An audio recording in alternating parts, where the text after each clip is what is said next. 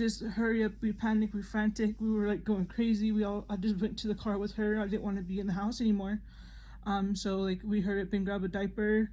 You know, we had nothing prepared because no one knew it was going to be an earthquake. Like, so we're not even prepared, like emergency, anything. So we just hurry up and grabbed a diaper, put as much diapers as I could put in there, wipes, extra clothes. Good thing the night before I've had already like prepared the bag, because usually I have the bag already ready like that anyways. It usually stays in the car because I don't want to forget it at home one day and I'm out and about with her. So we just went to the car. Woke my son up. I was like, let's go. Like, there was an earthquake. He didn't even know what was going on because he didn't even feel it. He just seen everything on the floor. There was no power. Ryan was going crazy. He was running around the house. He was trying to grab what he thought we needed. We even left the lizard here. We left the turtles. And I was like, I can't get them right now. So we had to just us go. And I was like, check on the neighbor across the hall from us. She's a little bit older, you know, so I just want to make sure she was okay. I got to work when it happened, and he was working downtown, which is where most of the damage was, because the old buildings out down there started falling apart, and he was on the third floor at a building working, and he was with my brother, because my brother is his partner. So my brother, I just remember I asked my brother, like what happened? How was it over here? And he was like, I don't know. I was trying to put our stuff away, and my nose started bleeding, and then the earthquake happened. And then my dad was at a different floor, and he was like screaming for him to come on, to run and to get out of there, because they're on the third floor. So they got out, and then I'm pregnant, so I didn't want to freak out as much and worry to the point, you know, I didn't want to get sick or anything. So I just started to stay calm. You know, usually I'm the one that's over worried and freaking out, and Ryan's the one that's calm. And it was the other way around. Ryan was freaking out, and I was a calm one. We're driving, and then like we called everybody, made sure everybody was okay, you know. And my sister was in the hospital because I think she was having like a panic attack, and my brother was with her. So I just want to make sure sister's house, because she was in the middle of both of us, so where she lives. So and then she said that she had power and all that stuff, so we wanted to go there. Second one that came, it was like a 4.6, I think, after, and it felt like the big one. So we packed some clothes for us and we put it in the trunk. So luckily we had just got back from vacation, so I had the bag still packed with the clothes, because I was like, oh, I'll take care of it tomorrow, because we got home and I was just tired. I was like, I want to go to sleep. So the next day I was going to clean and put all the things away that we had took into California, and so those were still on the floor, so we just grabbed those, you know. And I was like, we have to wash anything, we can just wash them at my sister's house. It's just like 7 miles from my house, so we felt it more than anybody because we were right there. It was a Sunday, and we were just sitting here at home, and usually I've been calm this whole time, so I didn't want to stress out about because the baby. And we felt like a 4.0, I think, or 4.1, and I felt that, and it got scared, and I was like, whoa, because it came out of nowhere, so it scared me. And then I was like, I have to go to the bathroom, and then I went to the restroom, and when I was wiping, there was blood on the toilet paper, and I started crying. I was like, that means I'm having a miscarriage. That's the first thing that came to my mind. And I was like, I called Ryan, I was like, babe, and he was like, what does that mean? I was like, I don't know, but I know blood's never a good thing, when you're pregnant. And I'm 17 weeks right now, so I'm in second trimester. So I was like, what's happening? And so I sat there for a minute, and then I looked in the toilet, and there was like a tissue, like a clot. And I was like, I'm definitely having a miscarriage. So I started freaking out. And then I told Ryan, I need to go to the hospital. I had to stay in the car with the kids.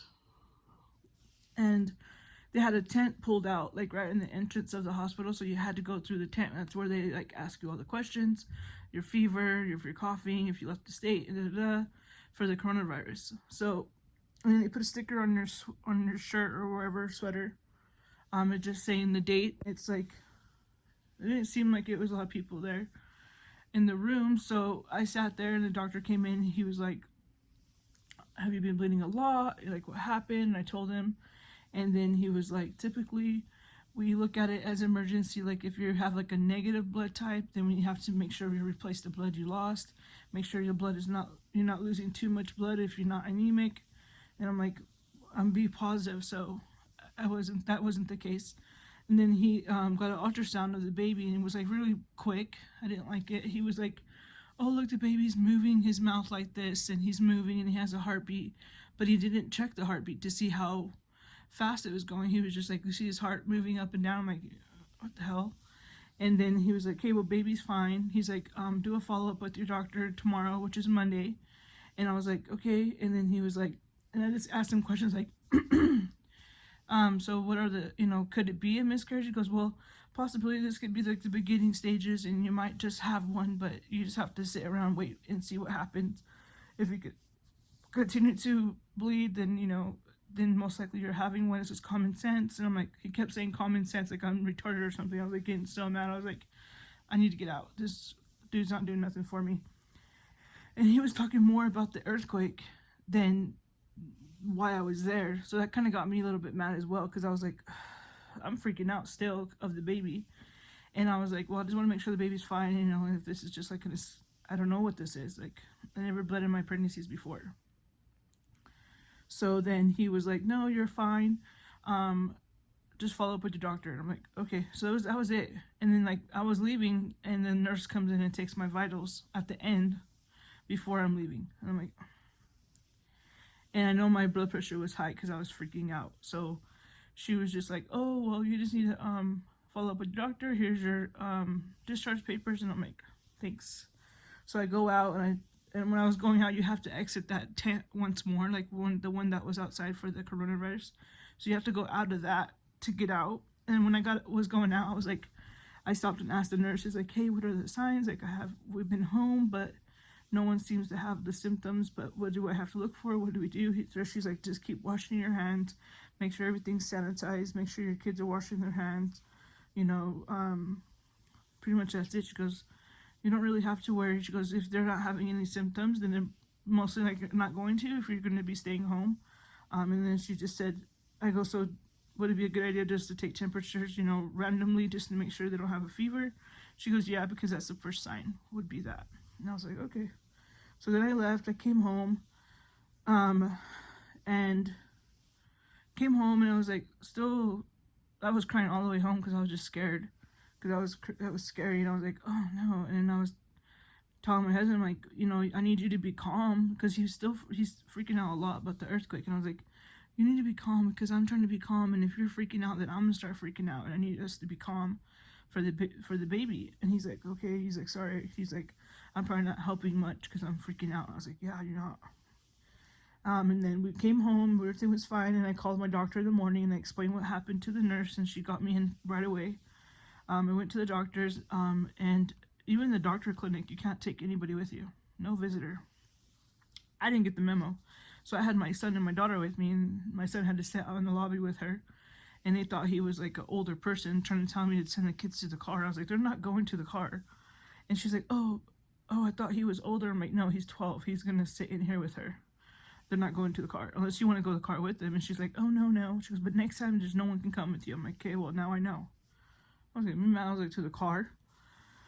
Anyways, so I go in to see my doctor, and he's like, sorry. He's like, what happened? I explained to him what happened. He looked up like the chart of the notes of the ER. He's like, yeah, they didn't put nothing. I'm like, yeah, they didn't do nothing. And he was like, okay, well, we'll do it right now. So they check my urine. They check my urine. They checked then we had a vaginal cervix check, where to make sure I'm not dilated or anything like that. And the cervix was closed. Everything was fine. When I did an ultrasound to make sure the baby was fine, and the baby was moving around crazy, like crazy moving, and the heart rate was good. And my doctor's like, he's fine. He's like, everything's fine. And he's like, everything. He goes, I don't know. And then we start talking more, like trying to narrow it down why that happened. And he was just like, did you have intercourse? I'm like, no. Like, that's the last thing on my mind. And he goes, because I have the thing, it's called strep B, which is like what's it called? A bacteria that you have, down there, TMI, down there when you're pregnant, and I just make a lot of it, so it causes me to get like yeast infections or stuff like that, and it might cause me to have early labor, to where my water breaks sooner than it's supposed to, when it gets like to the fourth trimester or the third trimester.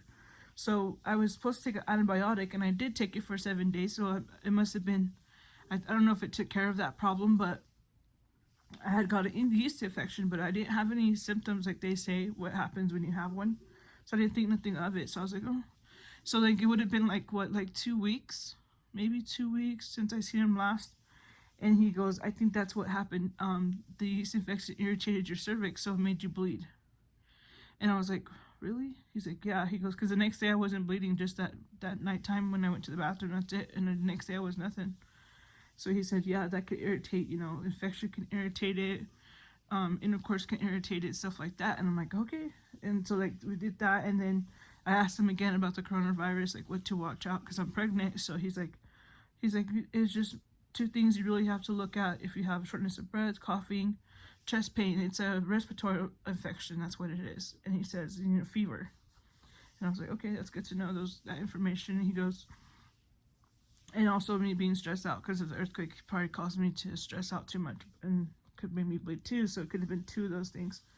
So I left. Everything was fine.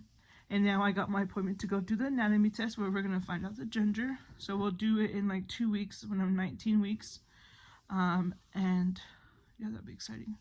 I'm going to try to record in there, but hopefully I can. I'll just use it, my husband's not with me, so maybe I can record the whole session and you guys can see. But yeah, other than that, that's everything that's happened after the earthquake. It was crazy. So now I just stay home because I'm out of work because my son's out of school it was 2 weeks, now it's until May 1st, so I don't want to be leaving him home by himself, especially with the earthquake stuff going on. And then my daughter's daycare was closed and then it opened up again, but I don't want to send her there either for what if I'm going to be home with Isaac anyways. And so I had to go quit my job basically, just to stay home with the kids and do that. So all day long it's crazy because I'm scared they're going to be like an earthquake or something like that, but it just been little ones that you don't even feel. Like I'm sleeping when they're happening, so it's like Ryan calls me, he's like, did you feel that? Because he's monitoring it on a website where it shows you the earthquakes and how big they are. So he's still worried about it because he's at work looking at it all day long. But pretty much, yeah, so I'm home now so I can catch up on my YouTube videos. It's been a while. But yeah, that's it. After the earthquake, that's pretty much all that's happened. So yeah, and then it starts snowing, which is all we need now, huh? Over here in Utah, so we have the coronavirus, we have the earthquake, and now we have winter again. So yeah, that's pretty much it. I'm gonna do another video just to update you guys on what's going on with the aftermath of the earthquake and here at home, how everything is, and if we do have a shutdown. Utah so far, there's only been one part of the city is the summit, which is like all the where people come to travel, the skiing and stuff like that. So that's where most of the cases are here in Utah or in the summit area, and the mayor has already decided to shut it down. So hopefully we don't have that, but we did go stock up just in case because I know it's probably gonna happen. And stuff like that. So we went and stocked up. It was really hard to find a lot of things out here, like water. It had to be 1 case per person or member because we go to Costco. And toilet paper was hard to find, and also paper towels. So luckily we got some, and we'll try to go look at it again, see if they have any more. I just need to get baby wipes. That's what I'm worried about because I got diapers at Costco, so I need baby wipes. I have a couple of bags everywhere because I leave them everywhere, so I gotta go collect them all around the house, in the trunk, in the car. I probably have enough to last us a while. But yeah, that's about it. But everything else, we're good. We're just here at home, trying to be a teacher because Isaac has to do online schooling. And at the same time, I want to, keep Mia doing what she's doing, like ABCs or 1, 2, 3s and stuff like that. And try to keep her off the phone because she wants to be on YouTube all the time because she's home. But yeah, other than that, we're good. And if you like the video, push thumb up. And if you have any questions, go ahead and give them in the comments and I'll try to answer them all. Also, if you're not subscribed, subscribe. And hit the bell notification so you're notified every time I load a new video. Alright guys, be safe and have a good day.